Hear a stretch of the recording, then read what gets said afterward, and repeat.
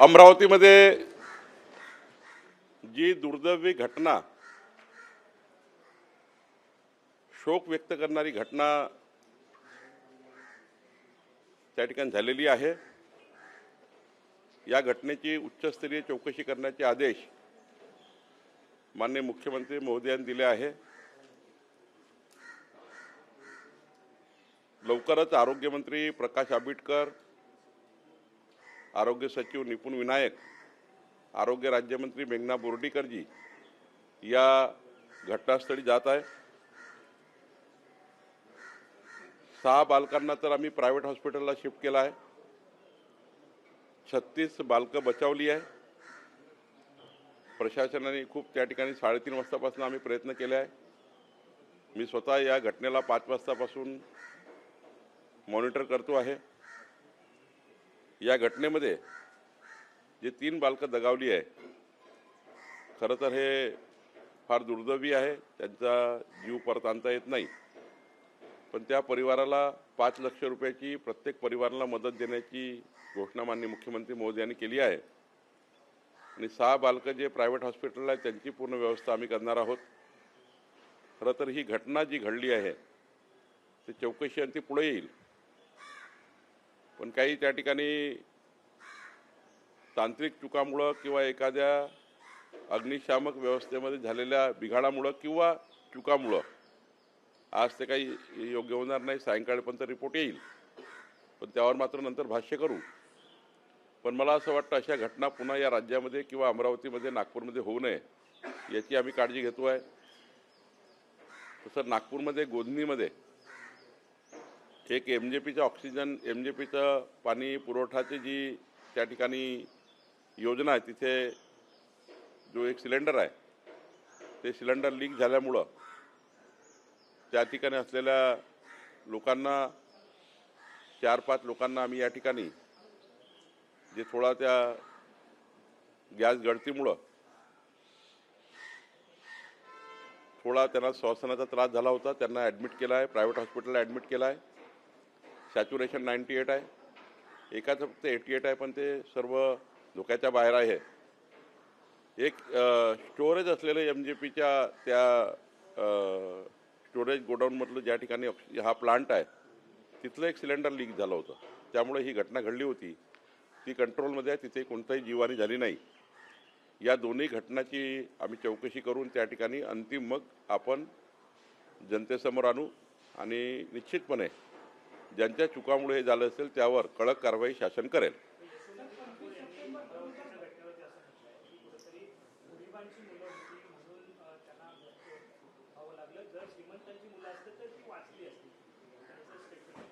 असं आहे, कुठल्या वेळी काय स्टेटमेंट दिलं पाहिजे हे सुद्धा राजकीय नेत्यांना कळलं पाहिजे। त्या स्वतः तिथे पालकमंत्री होत्या, त्यांनी सुद्धा हा विचार केला पाहिजे की अशा घटनातून कुठलंही राजकारण होऊ शकत नाही। चौकशी आणि ती दोषी आहे त्यांना कडक शिक्षा झाली पाहिजे, पण ते गरिबाचे मुलं होते म्हणून ते असं झालं तसं झालं हे काही म्हणणे योग्य नाही। गरीब श्रीमंतीचा वाद येत नाही। एकाच ठिकाणी सर्व बालकं होते, 36 बालकं त्या ठिकाणी वाचवल्या गेले आहे। 6 थोडे त्या ठिकाणी अजून त्यात फार चिंता करायची गरज नाही, पण तातडीनं 6 प्रायव्हेट हॉस्पिटलमध्ये नेले आहेत। त्यामुळे हे म्हणणं योग्य नाही की गरीब श्रीमंती, अशा वेळी असे वाक्यही सोबत नाही आणि असं बोलणं योग्य नाही। तेच सांगतो ना, कशावेळी काय राजकारण केलं पाहिजे हे समजलं पाहिजे ना।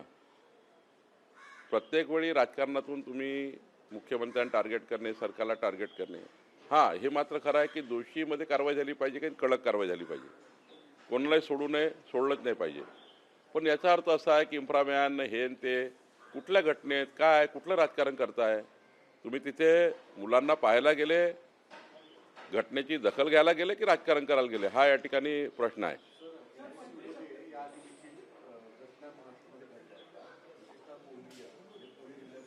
भंडारा घडली होती।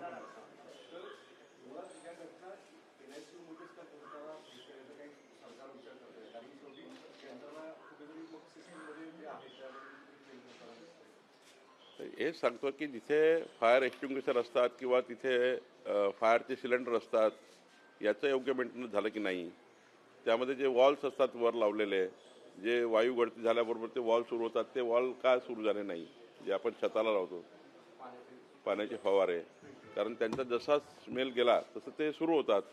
हे सर्व तांत्रिक बाबी आहे. यामुळं ते मेंटेन केले की नाही, ते केव्हा लावले होते, ते का कुठल्या कंपनीने लावले, काय केलं, साऱ्या गोष्टी आहे. अशा वेळी तर सदोष मनुष्यवधाचा गुन्हा दाखल होतो. जर एखाद्या वेळी तांत्रिक पद्धतीने कुठल्या अधिकाऱ्यांनी चूक करून ते चुकीचे लावले असतील किंवा कॉन्ट्रॅक्टरने चुकीचे लावले असेल किंवा मेंटेन करताना चूक झाली असेल, अशा घटना तर सदोष मनुष्यवधाच्या आहेत. याच्यात काही कॉम्प्रोमाइज नाही आहे. पण नेमकं घटनेच्या मुळात जावं लागेल. भंडाऱ्यामध्ये घटना झाली होती, आम्ही सदोष मनुष्यवधाचे गुन्हे दाखल केले होते. याच्यातही जावं लागेल, पण एकदा चौकशी करून जावं लागेल. 2022ला ज्या रुग्णालयामध्ये ही घटना घडली त्याच रुग्णालयामध्ये पुन्हा ही घटना घडते आणि सेम त्याच पद्धतीचा स्फोट झाला होता व्हेंटिलेटरचा आणि आताही तो स्फोट झालेला आहे आणि तेच टेंडर त्याला दिलं होतं अशी देखील माहिती नाही. भंडारा घटना वेगळी आहे. अमरावतीमध्ये त्याच सप्टेंबर 2022 घटना घडली. त्यावेळी एक बालक मरण पावला होता, 2-3 लोक जखमी झाले होते. चौकशी झाली, ती चौकशीचा अहवाल गुंडाळला गेला. तर मला ते बघावं लागेल 2022चं काय झालं. पण या घटनेत मात्र मी स्वतः 5 वाजतापासून चेक करतो आहे. 4-5 गोष्टी पोलिसांनी आढळल्या आहे. पोलीस यात कसून चौकशी करत आहे. आमचे तिथले CP तिथे जाऊन बसलेले आहे. तांत्रिक यंत्रणा तिथे पोहोचत आहे.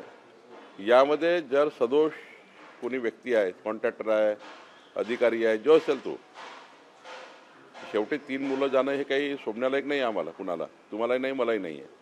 त्यामुळं सदोष मनुष्यवध आहे का हे त्या ठिकाणी बघावं लागेल. कारण सदोष जर असेल, त्यातून झालं असेल तर मात्र याच्यातून आम्ही कारवाई करू.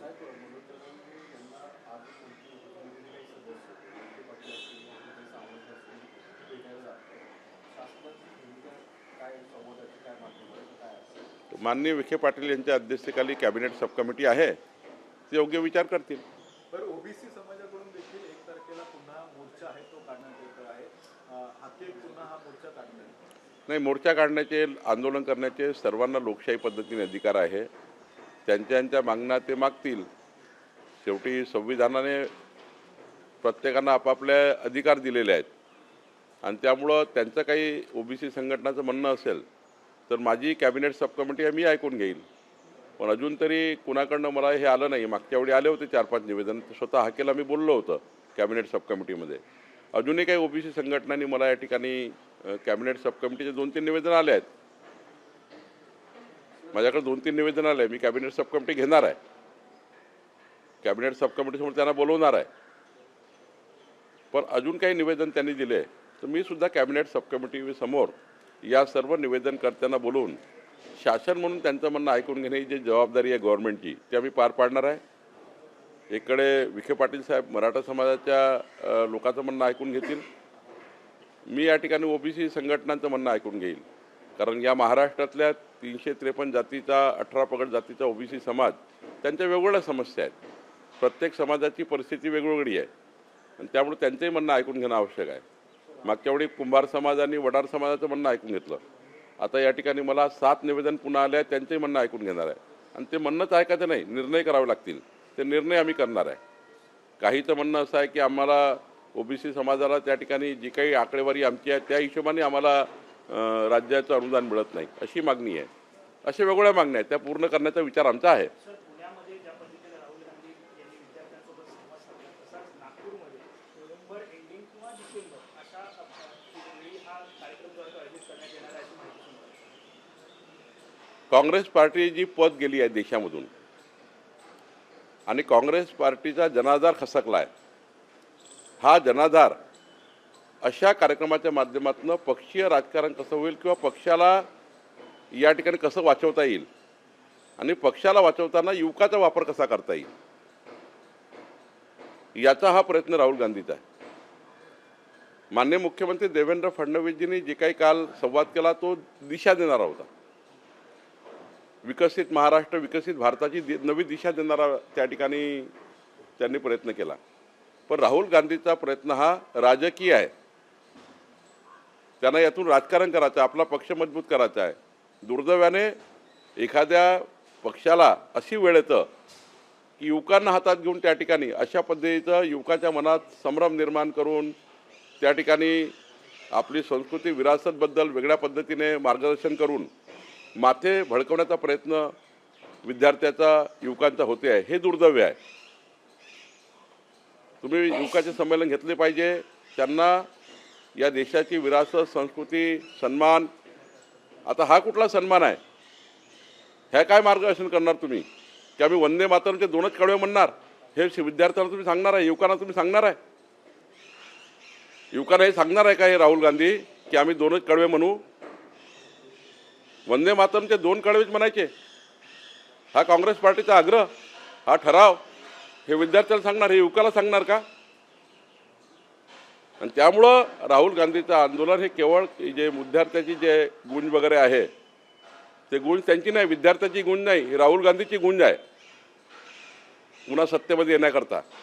त्यामुळं याला काही तथ्य नाही आहे. माननीय मुख्यमंत्र्यांनी घेतलेले कार्यक्रम हे विकसित महाराष्ट्राकरता आहे, नवी दिशा देण्याकरता आहे. AIच्या माध्यमातून जग कसं विकसित होते आहे, आपण कसं विकसित झालं पाहिजे याकरता आहे.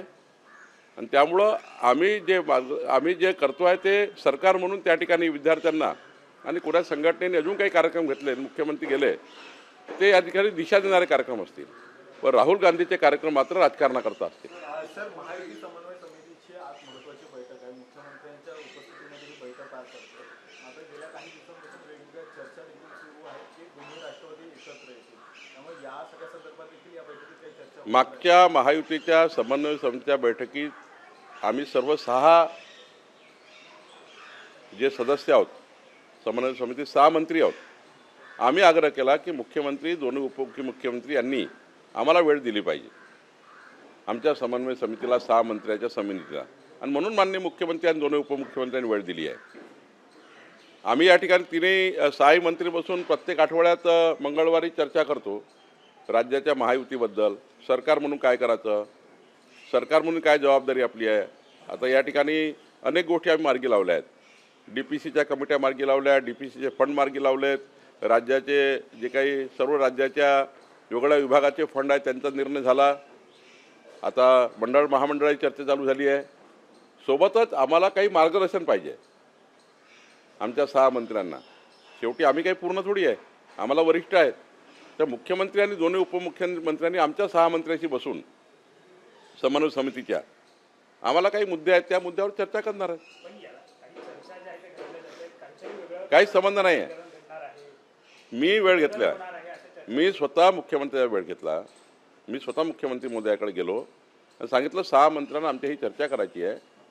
त्यासाठी अजितदादा, माननीय सुनेत्रा पवारजी लागतील आणि एकनाथ शिंदे लागतील, त्यांनी सर्वांना बोलवलं. आणि आमचे काही त्या ठिकाणी समन्वय समिती काम करताना आम्हालाही सरकार म्हणून काही मार्गदर्शन पाहिजे असतं. आम्ही पूर्ण थोडी आहेत. देवेंद्रजी आहेत, त्यांच्याकडनं मार्गदर्शन घ्यावं लागतं. शेवटी समन्वय समितीमध्ये काही इश्यू असे असतात ज्या इश्यूला वरिष्ठाचं मार्गदर्शनाची गरज असतं, ते आम्ही नाही पूर्ण करू शकत. त्यामुळे वेळ घेतलेला आहे.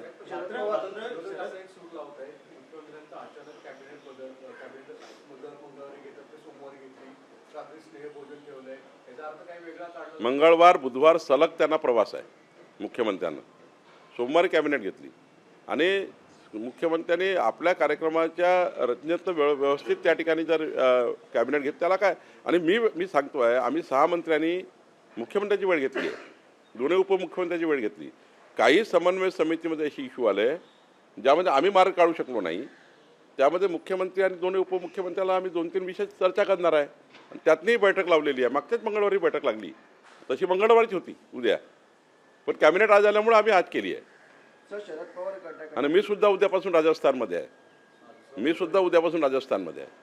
तर शरद पवार गटाकडनं तिरंगा रॅली नाही तर बेरोजगार एल्गार तिरंगा काढण्यात येणार आहे असं शशिकांत शिंदे यांनी म्हटलं. मी तेच सांगतो, या सर्वांना आता युवकाचा प्लॅटफॉर्म वाटतो की यातून आपलं राजकारण करता येतं, यातून आपला बेस मजबूत करता येतं. त्यामुळे हे जे आहेत ना, हे सर्व निघाले आहे ना माथे फिरूसारखे, हे माथे फिरू आहेत, हे माथे फिरूसारखे निघाले. आणि जिथे युवक भेटला तिकडं आता आपलं दुकान पाडायला तयार झाले आहेत.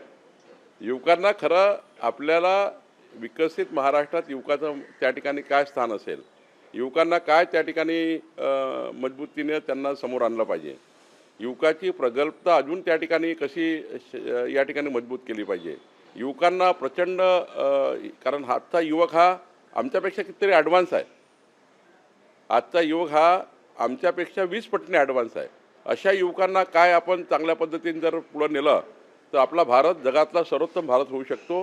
ही भूमिका या ठिकाणी महत्त्वाची आहे.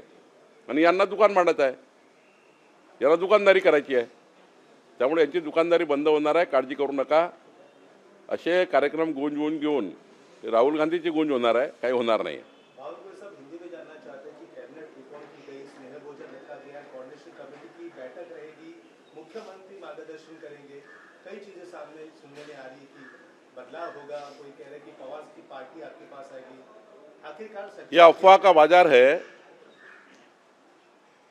हमने पिछले मंगलवार को जो हमारी महायुति के जो 6 मिनिस्टर हम लोग हैं, जिसे मैं हूँ, गिरीश महाजन है, हसन मुशर्रफ है, छगन भुजबल जी है, हमारे उदय सामंत जी है, शंभूराज देसाई है, दादा घुस है, हमने 6 लोगों ने निर्णय लिया कि जो महायुति की जो हम कोऑर्डिनेट करते हैं सरकार करके, कुछ ऐसे इशू है जो मुख्यमंत्री दोनों उप मुख्यमंत्री से डिस्कस करने हैं. मैंने खुद मंगलवार को जाकर उनका समय लिया कि आने वाले कैबिनेट मंगलवार होगी, उस दिन आप हमारे से 1 घंटे का समय दीजिए. मान्य कर लिया. और हम इंटरनल हमारी महायुति की बैठक के इश्यूज है, आने वाले कोऑपरेटिव इलेक्शंस है, आने वाले ग्राम पंचायत चुनाव है, आने वाले नगर पंचायत के चुनाव है अगले महीने SIR के बाद. SIR में आने वाले क्या अड़चन है, क्योंकि SIR में सभी पार्टियों का योगदान चाहिए. वहाँ सभी हमारे बूथ लेवल एजेंट काम कर रहे हैं, सभी पार्टी के. तो ऐसी जो दिक्कतें आ रही है, जो दिक्कतें का कुछ मार्गदर्शन हमको लेना पड़ेगा, क्योंकि हम लोग पूरे सक्षम नहीं है, 6 लोग हैं. तो हमने मार्गदर्शन मांगा है 5-6 इशू पे. हमने मुख्यमंत्री जी को नोट भी भेजी है, उस नोट की बैठक है. इनको इतना जल्दी हो गया अभी कि ये जा रहे और हम आ रहे. ये नहीं होने वाला है 2047 तक, चिंता मत करिए. ये गलत अफवाह कर रहे हैं, गलत अफवाह का बाजार करते हैं. भावलपुर साहब, खास करके जो निजी कोचिंग क्लासेस है, जो नीट की तैयारी कर दिया और दूसरे एग्जाम की, उनके लिए एक नया कानून लाया जा रहा है. उसका नया एक मसौदा भी तैयार किया गया, 50 लाख तक जुर्माना है, विद्यार्थियों की संख्या भी उस बारे में क्या कहेंगे? देखिए ना, आने दीजिए ना, क्योंकि इस टाइम डिमांड बहुत छेट से है. अनेक कोचिंग क्लास के जो गार्डियंस है उनसे डिमांड्स है, बच्चों के पालक से डिमांड्स है कि इसमें कुछ सुधार लाइए. कोई भी आता है, कोई भी कुछ करता है, कोई भी कुछ करता है, ठप्पा मारते हैं, सर्टिफिकेट दे देते हैं. तो होने दीजिए ना अच्छा कानून. कानून आने के बाद, उसका ड्राफ्ट आने के बाद पता चलेगा. और मुझे लगता है कि अच्छी पहल है, ये पहल लेनी चाहिए, वो ले रही है, ले ली है. कहा यह जा रहा है कि नॉर्थ के 3 राज्यों से भी ये कड़ा कानून बनाया जाए. देखिए, कड़ाई कानून चाहिए, एजुकेशन में कोई कॉम्प्रोमाइज नहीं चाहिए. जो अभी सरकार ने कानून बनाया, केंद्र सरकार ने, कि इसके बाद जो पेपर लीक करेगा वो तो सीधा उसको कभी जेल से छूटेगा ही नहीं. ऐसे ही होना चाहिए. कोचिंग क्लास के नाम पे गलत धंधा करने वाले जो लोग हैं, करिए ना. कोचिंग क्लास ज़रूरत है, इसका मतलब ये नहीं कि लूटमार करना है, बच्चों के परिवार से लूटमार करनी है.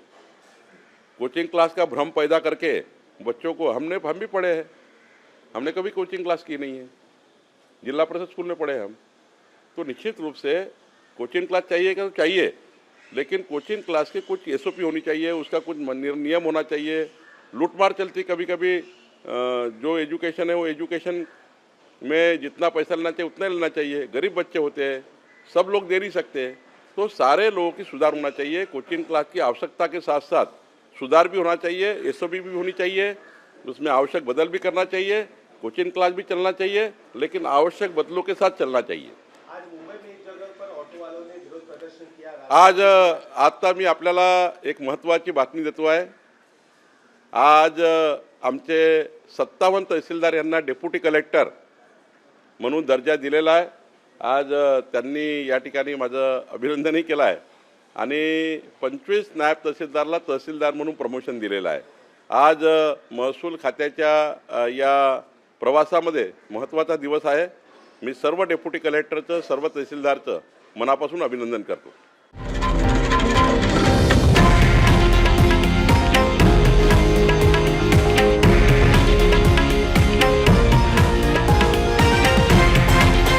हे आहे देशातील नंबर 1 न्यूज नेटवर्क आणि आपण पाहत आहात TV9 मराठी, एकमेव.